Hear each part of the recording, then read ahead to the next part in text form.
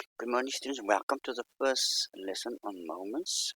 If you cast your mind back to the lecture we done on that first Monday morning in the lecture theatre, where I spoke about a very important concept in structures, moment, and a moment is a force times the distance. I'll record it more formally here. This sketch is on a document that I've uploaded to Blackboard called Principle of Moments. So this is just an extract from that sketch. So a moment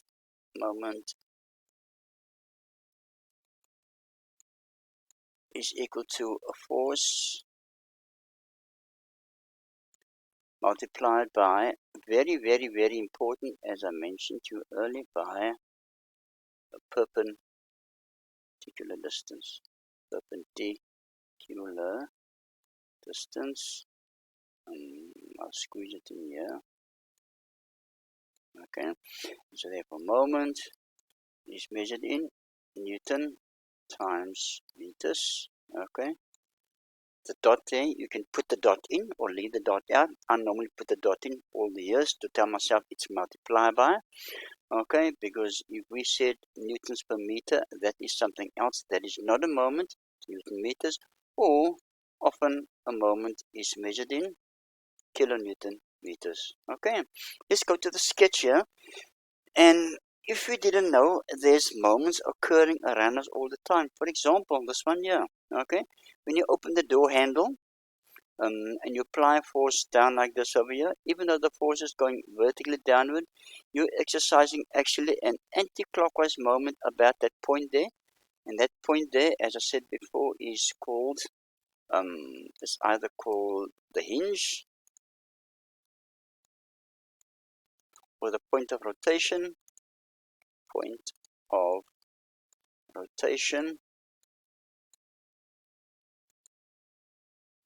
or it's the fulcrum.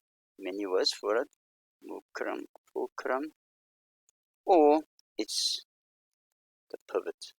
Okay, it all means the same thing. So that, and that, and that, and that is the fulcrum, pivot, point of rotation, or the hinge. Okay, so even though we have a force acting vertically downwards, this force causes a turning moment about that fulcrum there. Okay, and remember when we said earlier that any force giving an anti-clockwise moment with respect to a point is negative. So about that point there, we have a negative moment. Let's take this one over here. And here's the, if you remember, on the first day in the lecture theatre again, I spoke about the spanner and the nut. Here we have the spanner and the nut. Okay, so there's your spanner, there's your point of rotation, there's your arm. So even though there's a force acting vertically upward, okay, about this point here, we're going to have a moment acting in that particular way, and that moment is also anti-clockwise with respect to that point there, so that will be a negative moment. Right, let's take this one over here. Here we have a workman, a workperson trying to remove a, let me just change the color, trying to remove a nail from a piece of wood.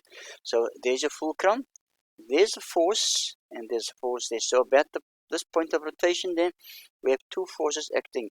So this force, even though it's acting in that direction, it has a moment about that point, and it's clockwise. This force here will have a moment acting anti-clockwise with respect to that point.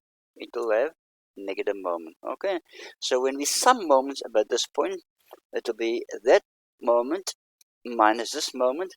And of course, if that moment is the bigger of the two, that force will be going clockwise, the resultant moment. If this force is the bigger of these two, then the resultant moment will be going anti-clockwise. But we'll look at that in more detail in the next lesson to come.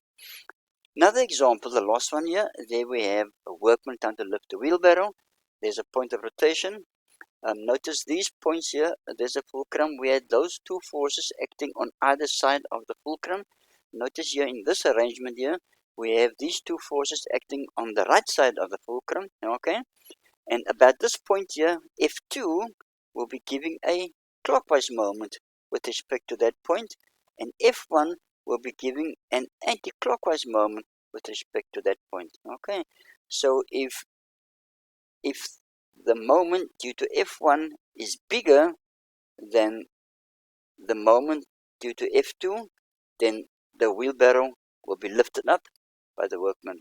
Okay. On the other hand, if F2 causes a bigger moment about that point compared to the moment due to F1, you will not be able to lift the wheelbarrow. Okay, but there you go. So any forces that is giving rise to moments that's anti-clockwise with respect to a point, that one there, that one there, that one there, and that one there, is an anti-clockwise moment, and we say it's negative. And any forces giving rise to moments that are clockwise about points, this one here, this one there, we say are positive moments. Okay, so people, that's the short lesson on introduction to moments, and I will see you in the next video.